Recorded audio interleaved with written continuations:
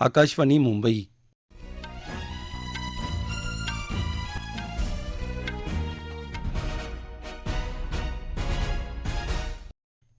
सूर्यकांत आवटे राष्ट्रीय बातम्या देत आहे. ठळक बातम्या. आंतरराष्ट्रीय पातळीवर देशाची प्रतिष्ठा खेळातल्या कामगिरीशी थेट जोडलेली असल्याचं प्रधानमंत्री नरेंद्र मोदी यांचं राष्ट्रीय क्रीडा स्पर्धेच्या औपचारिक उद्घाटन समारंभात प्रतिपादन. गुजरातमध्ये 8,600 कोटी रुपयांच्या विकास कामांचं प्रधानमंत्र्यांच्या हस्ते उद्घाटन आणि पायाभरणी. नैसर्गिक आपत्तीचा फटका बसलेल्या आणखी 6 लाख शेतकऱ्यांना 755 कोटी रुपयांची मदत देण्याचा राज्य सरकारचा निर्णय. अल्पबचत योजनांच्या व्याजदरात अर्थ मंत्रालयाकडून 3.0% वाढ. भविष्य निर्वाह निधीवरचा व्याजदर जैसे थे. अविवाहित महिलांनाही 24व्या आठवड्यापर्यंत गर्भपात करायला सर्वोच्च न्यायालयाची परवानगी. आणि 36व्या राष्ट्रीय क्रीडा स्पर्धेत महाराष्ट्राचे युवा नेमबाज रुद्राक्ष पाटील आणि आर्या बोरसे अंतिम फेरीत दाखल.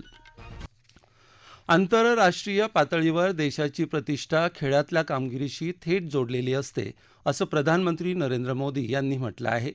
अहमदाबाद इथं सुरू असलेल्या 36व्या राष्ट्रीय क्रीडा स्पर्धेचं औपचारिक उद्घाटन आज प्रधानमंत्र्यांच्या हस्ते झालं. त्यावेळी ते बोलत होते.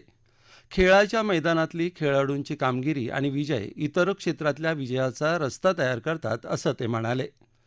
देशाला नेतृत्व युवक देत असतात आणि खेळ हा युवकांसाठी ऊर्जेचा स्रोत असतो. म्हणून 2014 पासून सरकारनं खेळाडूंचा उत्साह वाढवण्यासाठी अनेक पावलं उचलली, असं प्रधानमंत्र्यांनी सांगितलं. आज फिट इंडिया और खेलो इंडिया जैसे प्रयास एक जन आंदोलन बन गए. इसलिए आज खिलाड़ियों को ज्यादा से ज्यादा संसाधन भी दिए जा रहे हैं और ज्यादा से ज्यादा अवसर भी मिल रहे हैं. पिछले 8 वर्ष में देश का खेल बजट करीब करीब 70% बढ़ा है. आज देश में स्पोर्ट्स यूनिवर्सिटीज बन रही है. कोने कोने में आधुनिक स्पोर्ट्स इंफ्रास्ट्रक्चर तैयार किया जा रहा है. इतना ही नहीं, रिटायर होने के बाद भी खिलाड़ियों को कोई तकलीफ न हो, इसके लिए भी प्रयास किया जा रहा है. पूर्वी आंतरराष्ट्रीय स्पर्धांमध्ये भारताचा सहभाग मोजक्या खेळांपुरता मर्यादित असायचा. आता 40 वेगवेगळ्या क्रीडा प्रकारात 300 पेक्षा जास्त आंतरराष्ट्रीय क्रीडा स्पर्धांमध्ये भारताचा सहभाग असतो, असं त्यांनी सांगितलं. या राष्ट्रीय स्पर्धा खेळाडूंसाठी लॉन्चिंग पॅड ठरतील, असं सांगत मोदी यांनी सर्व सहभागी खेळाडूंना शुभेच्छा दिल्या. प्रधानमंत्र्यांनी आज गुजरातमध्ये एकूण 8,600 कोटी रुपयांच्या विविध विकास कामांचं उद्घाटन आणि पायाभरणी केली. अमरेली, भावनगर आणि बोटाड जिल्ह्यातल्या एकूण 5,200 कोटी रुपये खर्चाच्या कामांचं त्यांनी उद्घाटन आणि पायाभरणी केली. यामध्ये जगातल्या पहिल्या CNG टर्मिनलच्या पायाभरणीचा आणि प्रादेशिक विज्ञान केंद्राच्या उद्घाटनाचा समावेश आहे. त्यानंतर भावनगर इथल्या जवाहर मैदानात झालेल्या रॅलीला संबोधित करताना ते म्हणाले की भावनगरचं बंदर हे स्वयंपूर्ण भारताच्या प्रक्रियेत महत्त्वाची भूमिका बजावेल. त्याचप्रमाणे यातून भावनगरमध्ये शेकडो नवे रोजगार उपलब्ध होतील. सरकार गेल्या 2 दशकांपासून गुजरातचा समुद्रकिनारा हा भारताच्या समृद्धीचं प्रवेशद्वार व्हावा यासाठी गंभीरपणे प्रयत्न करत असल्याचंही प्रधानमंत्र्यांनी यावेळी सांगितलं. या रॅलीच्या आधी त्यांनी भावनगरमध्ये रोड शो देखील केला.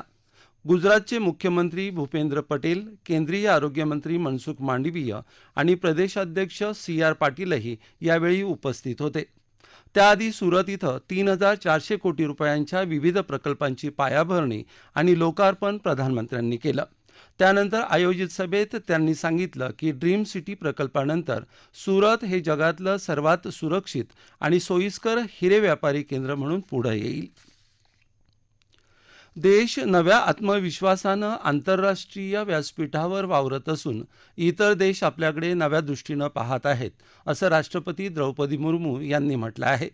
त्या आज राष्ट्रपती भवनात 2021च्या भारतीय परराष्ट्र सेवेच्या तुकडीतील प्रशिक्षणार्थी अधिकाऱ्यांशी बोलत होत्या. अनेक क्षेत्रातल्या भारताच्या नेतृत्वाला आता आव्हानं देता येणार नाही, असंही त्यांनी सांगितलं. भारताच्या आर्थिक क्षमतांमुळे देशानं जागतिक पातळीवर प्रतिष्ठेचं स्थान मिळवलं असून परराष्ट्र सेवेतील अधिकाऱ्यांची भूमिका ही महत्त्वाची असल्याचं त्यांनी सांगितलं. नैसर्गिक आपत्तीचा फटका बसलेल्या आणखी 6 लाख शेतकऱ्यांना 755 कोटी रुपयांची मदत देण्याचा निर्णय राज्य सरकारनं आज घेतला. आपत्तीग्रस्तांना तातडीनं मदत देण्यासाठी मंत्रिमंडळ उपसमितीची आज मंत्रालयात मुख्यमंत्री एकनाथ शिंदे यांच्या अध्यक्षतेखाली बैठक झाली. सततच्या पावसानं 65 मिलीमीटर पावसाच्या निकषात न बसणाऱ्या राज्यातल्या 6 लाख शेतकऱ्यांना विशेष बाब म्हणून मदत करण्याचा निर्णय या बैठकीत झाल्याची माहिती उपमुख्यमंत्री देवेंद्र फडणवीस यांनी दिली. सुमारे 5.5 लाख हेक्टर क्षेत्राला याचा लाभ होणार आहे. कृषी आणि अन्नधान्य प्रणालीसमोर असलेल्या आव्हानांचं निराकरण करण्यासाठी सरकारनं ठोस पावलं उचलली असल्याचं प्रतिपादन कृषी आणि शेतकरी कल्याण मंत्री नरेंद्रसिंग तोमर यांनी आज इंडोनेशिया इथं केलं. ते इंडोनेशियातल्या बाली इथं झालेल्या G20 बैठकीच्या विविध सत्रांना संबोधित करत होते. अल्पभूधारक आणि नाममात्र शेतकऱ्यांच्या कल्याणासाठी सरकार समर्पित झालं असून या शेतकऱ्यांसाठी विविध योजना राबवण्यात येत असल्याचं त्यांनी यावेळी बोलताना सांगितलं. प्रधानमंत्री नरेंद्र मोदी यांच्या नेतृत्वाखाली 2047 पर्यंत भारत एक विकसित राष्ट्र बनेल असं विधान केंद्रीय अर्थमंत्री निर्मला सीतारामन यांनी आज केलं. फेडरेशन ऑफ चेंबर ऑफ कॉमर्सच्या 105व्या वार्षिक सर्वसाधारण सभेत त्या बंगळुरू इथं बोलत होत्या. तंत्रज्ञानाच्या वापरामुळे सरकार गरिबांपर्यंत पोहोचत असल्याचं त्या म्हणाल्या. संशोधन आणि नाविन्य यावर भर देताना अर्थमंत्री म्हणाल्या की बाजरी आणि निर्यातीच्या मूल्यवर्धनात स्टार्टअप्सनी महत्त्वाची भूमिका बजावली पाहिजे. ऑक्टोबरपासून सुरू होणाऱ्या तिमाहीसाठी अल्पबचत योजनांचे व्याजदर वाढवण्याचा निर्णय केंद्रीय अर्थ मंत्रालयानं घेतला आहे. 2 वर्ष कालावधीच्या योजनांसाठी आता 5.5 ऐवजी 5.7% तर 3 वर्ष कालावधीच्या योजनांसाठी 5.5 ऐवजी 5.8% दरानं व्याज मिळेल. ज्येष्ठ नागरिक बचत योजनेवर 7.4% ऐवजी 7.6% आणि मासिक उत्पन्न योजनेवर 6.6% ऐवजी 6.7% दरानं व्याज मिळेल. किसान पत्रावर 6.9% ऐवजी 7% दरानं व्याज मिळेल. 124 महिन्यांच्या ऐवजी 123 महिन्यात याची मुदतपूर्ती होईल. PPF अर्थात सार्वजनिक भविष्य निर्वाह निधी आणि सुकन्या समृद्धी योजनेचे व्याजदर मात्र पूर्वीप्रमाणे अनुक्रमे 7.1% आणि 7.6% राहणार आहेत. 1 ऑक्टोबर ते 31 डिसेंबर 2022 या तिमाहीकरता हे दर लागू राहतील. प्रधानमंत्री नरेंद्र मोदी यांच्या सक्षम नेतृत्वाखाली भारताची अर्थव्यवस्था लवकरच 2ऱ्या-3ऱ्या स्थानी असेल असा विश्वास केंद्रीय अन्न प्रक्रिया आणि जलशक्ती मंत्री प्रल्हाद सिंग पटेल यांनी आज व्यक्त केला. भाजपच्या लोकसभा प्रवास योजनेअंतर्गत आजपासून प्रल्हाद सिंग पटेल यांच्या शिर्डी लोकसभा मतदारसंघातून 2ऱ्या दौऱ्याला सुरुवात झाली. यावेळी श्रीरामपूर इथं केंद्र सरकारच्या विविध योजनांचा लाभ घेणाऱ्या लाभार्थ्यांशी त्यांनी संवाद साधला. राजस्थानचे मुख्यमंत्री अशोक गेहलोत यांनी काँग्रेसच्या राष्ट्रीय अध्यक्षपदाची निवडणूक न लढवण्याचा निर्णय घेतला आहे. सोनिया गांधी यांची नवी दिल्लीत भेट घेतल्यानंतर त्यांनी आज ही घोषणा केली. राजस्थानच्या मुख्यमंत्रीपदी कायम राहणार का या प्रश्नावर बोलताना ते म्हणाले की हा निर्णय सोनिया गांधीच घेतील. या राष्ट्रीय बातम्या आकाशवाणीच्या मुंबई केंद्रावरून देत आहोत. तुम्हाला आकाशवाणीत काम करायचंय? मग या आकाशवाणी मुंबईच्या प्रादेशिक वृत्तविभागात वृत्तसंपादक तथा वार्ताहर, वृत्तनिवेदक तथा भाषांतरकार, वार्ताहर, प्रसारण सहाय्यक, वेब सहाय्यक म्हणून हंगामी तत्वावर तुम्ही काम करू शकता. त्यासाठी 30 सप्टेंबरपर्यंत सहसंचालक प्रादेशिक वृत्तविभाग आकाशवाणी मुंबई, नवीन प्रसारण भवन, चर्चगेट, मुंबई 400020 या पत्त्यावर अर्ज करा. अधिक माहितीसाठी आमच्या प्रसारभारती.gov.in PB व्हॅकन्सीज या संकेतस्थळाला भेट द्या आणि रिजनल न्यूज युनिट मुंबईमधली यासाठीची जाहिरात पहा. सुरक्षित आणि कायदेशीररित्या गर्भपात करण्यासाठी सर्व महिला पात्र आहेत. त्यासाठी विवाहित आणि अविवाहित महिलांमध्ये कुठलाही भेदभाव करणं असंवैधानिक आहे असं सर्वोच्च न्यायालयानं म्हटलं आहे. अविवाहित महिलेनं परस्पर संमतीनं ठेवलेल्या शरीर संबंधानंतर गर्भधारणा झाली असल्यास तिला गर्भधारणेच्या 20 ते 24व्या आठवड्यात गर्भपात करण्याची परवानगी मिळेल असं सर्वोच्च न्यायालयानं स्पष्ट केलं. न्यायमूर्ती धनंजय चंद्रचूड यांच्या अध्यक्षतेखालच्या खंडपीठानं हा निर्णय दिला आहे. बलात्कारानंतर वैद्यकीयदृष्ट्या गर्भपात करण्याच्या तरतुदीअंतर्गत वैवाहिक संबंधातून झालेल्या बलात्काराचाही समावेश करता येईल. मात्र त्यासाठी बलात्कार झाल्याचं सिद्ध व्हावं लागेल असंही न्यायालयानं म्हटलं आहे. अहमदाबाद इथं सुरू असलेल्या 36व्या राष्ट्रीय क्रीडा स्पर्धेत महाराष्ट्राचा युवा नेमबाज रुद्राक्ष पाटील आणि आर्या बोरसेनं अंतिम फेरी गाठली आहे. हे दोन्ही युवा नेमबाज आपापल्या 10 मीटर एअर रायफल गटात महाराष्ट्राचं प्रतिनिधित्व करत आहेत. आज सकाळच्या सत्रात झालेल्या पात्रता फेरीत रुद्रांश पाटीलनं 630.7 गुणांची कमाई केली. तो तिसऱ्या स्थानावर राहिला.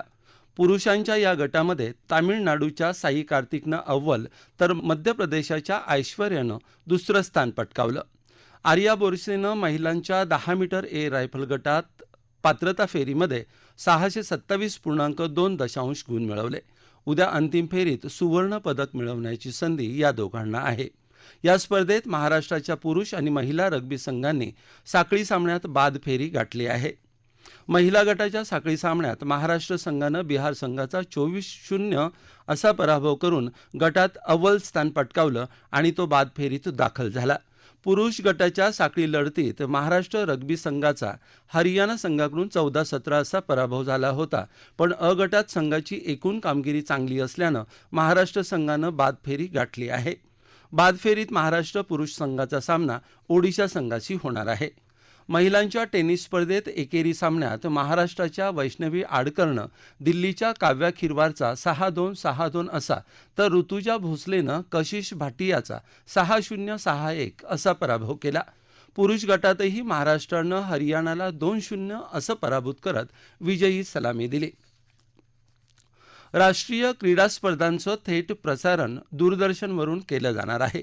या प्रसारणाकरता दूरदर्शन केंद्रांनी मोठी तयारी केली असून या स्पर्धेच्या थेट प्रसारणाकरता 100हून अधिक कॅमेरे लावले आहेत.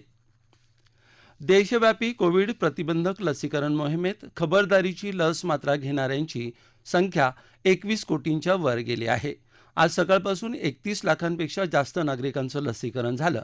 त्यामुळे आत्तापर्यंत लाभार्थ्यांना दिलेल्या मात्रांची एकूण संख्या 218,49,00,000च्या वर गेली आहे.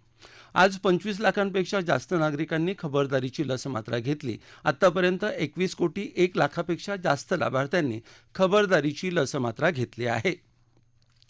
राज्यात आज कोविड-19च्या 453 नव्या रुग्णांची नोंद झाली. 604 रुग्ण कोरोनामुक्त झाले तर 2 रुग्णांचा मृत्यू झाला. सध्या राज्यात 3,276 रुग्णांवर उपचार सुरू आहेत.